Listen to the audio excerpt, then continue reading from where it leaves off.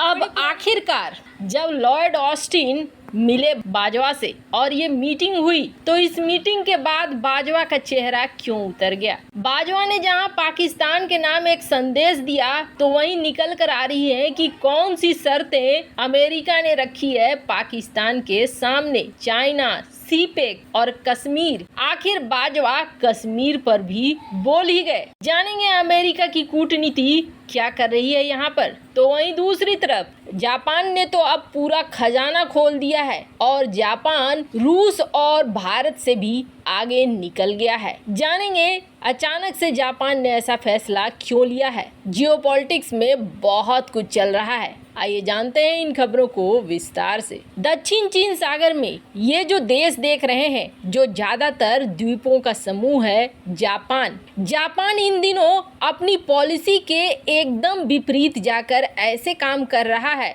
जो 1 मिनट को अमेरिका को भी समझ में नहीं आएगा। अमेरिका के साथ साइन हुए ट्रीटी की वजह से जापान अब तक रुका हुआ था और जिसका भुगतान जापान को करना पड़ रहा है। उत्तर कोरिया ने जापान के ऊपर से 5 साल बाद ऐसा किया कि मिसाइलों को पार कर दिया। हालांकि ये मिसाइल अगर बीच में गिर जाते तो जापान में बहुत बुरी स्थिति पैदा हो जाती। वैसे आपको बता दें, जापान ने जैसे ही ये खबर मिली वैसे ही जापान ने अपने देश में वाई अलर्ट जारी कर दिया, यानी कि संभावना है कुछ भी हो सकता है। कई क्षेत्रों में ट्रेनों को बंद भी कर दिया गया जापान के अंदर। काफी सालों से जापान के अंदर एक बात आती रही है कि जापान को अपना डिफेंस बढ़ाना चाहिए, अपनी रक्षा खुद करनी चाहिए। कब तक हम अमेरिका के आश्रय में रहेंगे और कब तक हम किसी के भरोसे बैठे रहेंगे। पर जापान की फिर आम जनता ही एक बड़ी हिस्सा जापान के खिलाफ खड़ी हो जाती थी,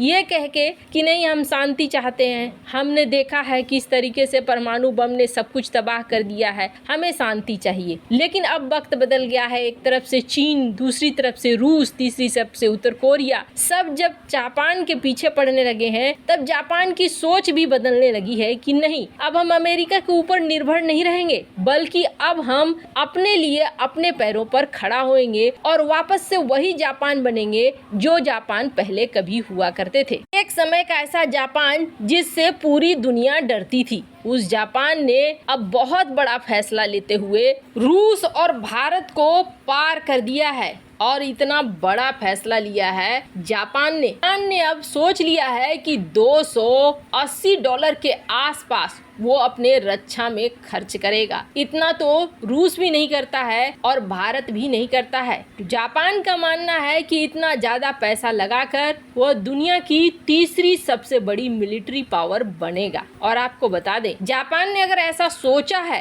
तो गलत नहीं सोचा है, क्योंकि ग्लोबल फायर पावर इंडेक्स को अगर आप देखेंगे कि दुनिया में शक्तिशाली देश कौन कौन है 2022 के, तो आपको मिलेगा इस वक्त तो जापान, अमेरिका, रूस, चीन, भारत के नीचे, यानी भारत से एक पायदान नीचे जापान मिलेगा 5वीं। लेकिन अब जापान की जो इस वक्त रूलिंग पार्टी है, लिबरल डेमोक्रेटिक पार्टी, इसने एक प्रपोजल दे दिया है और इसमें जापान की नेशनल सिक्योरिटी को मजबूत करने के लिए 279-80 के आसपास $बिलियन लगाने की बात कह दी है। हालांकि तीनों तरफ से जापान के लिए मुश्किलें हैं, इसलिए जापान को तो ये निर्णय बहुत पहले ले लेना चाहिए था। पर खैर, देर आए दुरुस्त आए। जापान इन पैसों को लॉन्ग रेंज की मिसाइलों में, अनमैन्ड टेक्नोलॉजी में और रेल गन वगैरह में खर्च करेगा, अपनी मिलिट्री को बूस्ट करेगा। खैर, ये जापान के लिए बेहद जरूरी है कि क्योंकि कभी कभी चीन परमाणु हमले का याद दिलाने लगता है जापान को, तो कभी उत्तर कोरिया। खैर, जहां एक तरफ ये सब कुछ हो रहा है ना, तो वहीं दूसरी तरफ बाजवा के साथ क्या खेल हो गया अमेरिका में। वैसे तो 2 फोटो रिलीज हुई है इस वक्त बाजवा और लॉर्ड ऑस्टिन के मुलाकात की। जो ये तस्वीरें कभी कभार दिखती हैं आपको, जिसमें स्वागत करते हुए दिख रहे हैं गार्ड्स वगैरह, ये 2019 की है। अभी की रिलीज आई नहीं है, पर जल्द ही अमेरिका रिलीज जरूर डालेगा। पर यहाँ पर क्या पाकिस्तान के साथ बड़ा खेल हो गया। सबसे पहले तो इस मुलाकात, इस सम्मान के बाद पाकिस्तानी सेना प्रमुख ने अपने सेना को कहा है कि राजनीति से दूर रहो। दूसरी बड़ी बात ये कही है कि जब तक हमारी अर्थव्यवस्था मजबूत नहीं रहेगी तब तक हमारी कूटनीति मजबूत नहीं रहेगी। मतलब साफ है कि हम भिखारी थे और यहाँ आए, इस मीटिंग में बैठे तो हमें वो चीज नहीं मिली जो हम चाहते थे। नहीं तो पाकिस्तान ये बात नहीं कहता, खास तौर पर बाजवा ये बात नहीं कहता कि अच्छी कूटनीति के लिए अच्छी अर्थव्यवस्था होनी चाहिए। इस वक्त पाकिस्तान की कैसी अर्थव्यवस्था है ये किसी से छिपा हुआ नहीं है। वहीं दूसरी तरफ अब कहा जा रहा है इस मीटिंग में पाकिस्तान से अमेरिका ने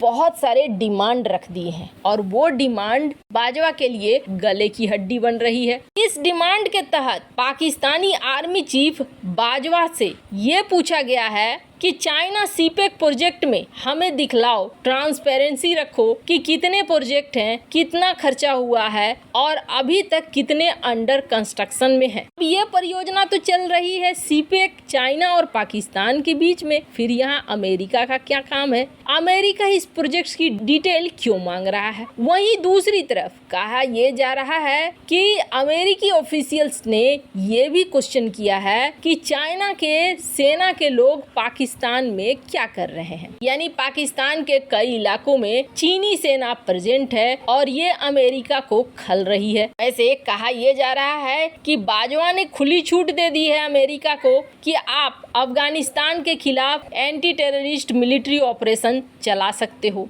कहा जाता है कि बाजवा ने तहरीके तालिबान का भी नाम लिया कि किस तरीके से टीटीपी पाकिस्तान में हमले कर रहा है, आप उसमें भी हमारी मदद कर सकते हो। हालांकि बाजवा ने यहाँ तालिबान और टीटीपी दोनों से पंगा ले लिया। वो यहाँ आने के बाद फिर पता चलेगा कि किस तरीके से हालात बहुत बुरी तरीके से पीटते हैं पाकिस्तान को। पर मेन मुद्दा रहा कश्मीर का। अब कहा यह जा रहा है जनरल बाजवा ने अमेरिका को कश्मीर मामले में प्रश्न करने पर यह कहा है कि हम चाहते हैं कि कश्मीर मामले को आगे बढ़ाया जाए, इसका हल निकाला जाए, लेकिन अगर भारत चाहता है तो। ये एक बहुत बड़ा बयान है। हाल ही में देखने को मिला कि पीओके में पहुंचे थे जो पाकिस्तान ऑक्यूपाइड कश्मीर है, अमेरिका का एक राजदूत, और उस अमेरिका के राजदूत ने इसे आज़ाद कश्मीर बताया, जो कि लग रहा था कि पुराना टैक्टिक यूज करने लगा है अमेरिका। पर ऐसा लगता है जैसे एक तरफ अमेरिका पैसे तो दे रहा है, हालांकि लिमिटेड मात्रा में ही दे रहा है, दूसरी तरफ अमेरिका पाकिस्तान के सामने कुछ ऐसी शर्तें रख रहा है